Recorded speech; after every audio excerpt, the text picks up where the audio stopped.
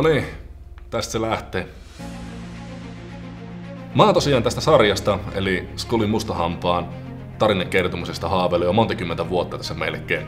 Mä taisin olla jotain 11-vuotias, kun mä ensimmäisen kerran sain idean Skullin hahmosta ja tästä maailmasta nimeltä Krasivania. Ja siitä eteenpäin on kehitellyt hahmoa hyvin paljon. Muutaman kirjankin on kerennyt kirjoittaa tähän väliin, niitä ei vaan julkaistu. Ja kun olin parikymppinen, niin ajattelin, että nyt pistän firman pystyyn ja rupean tekemään elokuvia. Ja mulla oli vankka ajatus, että mä teen 3 elokuvaa, jonka jälkeen mä uskallan lähteä viemään tätä sarjaa todenteolla eteenpäin. Mutta nyt tässä on vaan avautunut muutama semmonen jännä mahdollisuus, että totesin, että miksipä ei. Ryhdytään hommiin nyt. Minua Jere yhdistää se, että me tykätään molemmat kunnianhimoisista tavoitteista ja haasteista. Kun Jere kysyy minua mukaan tähän projektiin, niin ei mulla ollut kuin yksi vaihtoehto. Minähän tutustuin Jere hänen yrittäjäpolkunsa aivan alkutaipaleilla. Hän tuli meidän toimistolla käymään ja sanoi, että nyt olisi tekeillä elokuva. En alkuun uskonut, mutta ensin tuli pieni elokuva, sitten tuli vähän isompi elokuva ja nyt tulee jotain todella eeppistä.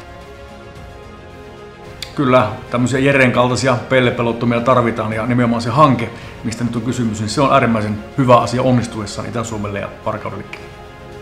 Tuotanto tulee sijoittumaan pitkälti tänne Pohjoismaihin ja haluan hyödyntää erittäin paljon pohjoismaalaista maailmanluokan osaamista.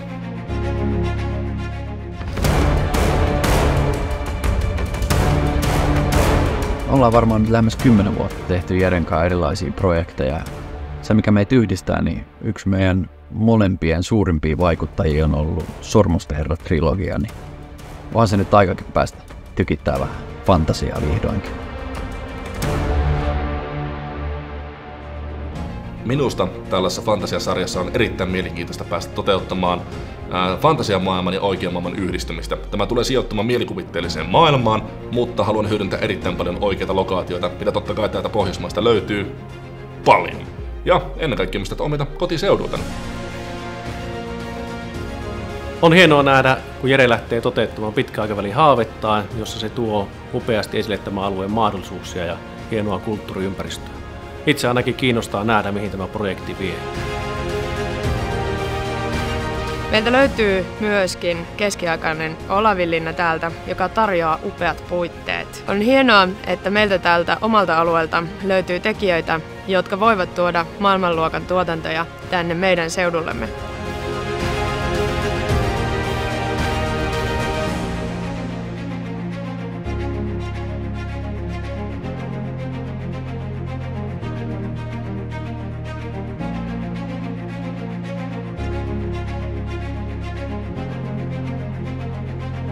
Joten tästä Skullin matka alkaa.